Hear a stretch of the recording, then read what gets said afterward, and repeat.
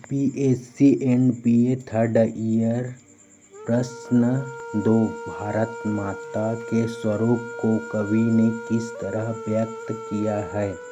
अथवा भारत माता कविता में पंत जी ने भारत को किस स्वरूप में चित्रित किया है? उत्तर।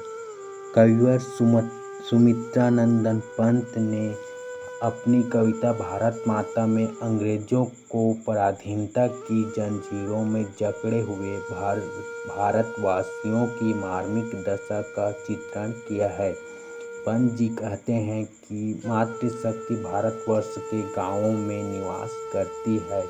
दूर दूर तक फैले हुए खेतों की मखमल जैसी हरियाली ही भारत माता का धूल दूषित आंचल है।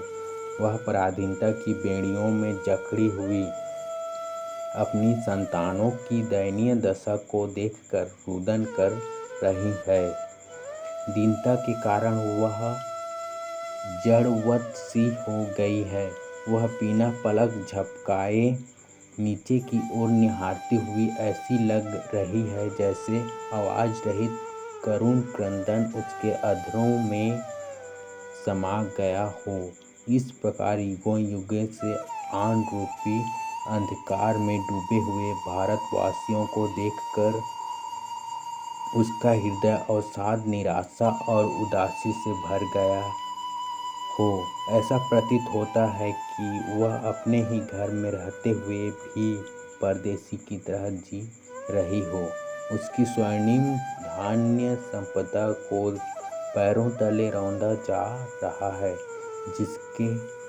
जिससे उसके सहनशील और उदार मन में भी कुंठा का भाव व्याप्त हो गया है।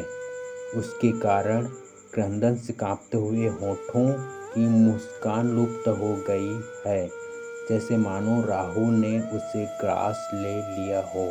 क्षितिज तल में व्याप्त अंधकार उसकी चिन्हित भौहों के रूप में और बादलों से आह्लादित आकाश की नीलिमा उसके झुके हुए नेत्रों की नीलिमा के रूप में दिखाई दे रही है। ऐसा प्रतीत होता है कि श्रीमद् भागवत गीता के ज्ञान रूपी अंधकार को, ज्ञान रूपी प्रकाश को बिखेरने वाली भारत माता के मुखमंडल का सौंदर्य कालिमा युक्त चंद्रमा की तरह मलिन पड़ गया है।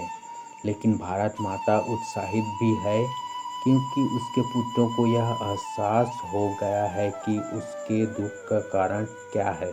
वे अब दुख की बेड़ियों को तोड़ने के लिए प्रयत्नरत हो गए हैं। उसे विश्वास हो गया है कि विपन्नता, दीनता, जड़ता, कुंठा, मलिनता एवं दुख की दिन अब शीघ्र ही समाप्त हो जाएंगे। आशा यह है कि कवि ने भारत माता की विपन्नता, दीनता, जड़ता, कुंठा, मलिनता एवं विषादपूर्ण दशा का चित्रण कर एक ओर पराधीनता के युग में उसके अभिचित्रित किया है, तो दूसरी ओर उसके मातृ स्नेह एवं मातृत्व को अभिव्यंजित करने का सफल प्रयास किया है।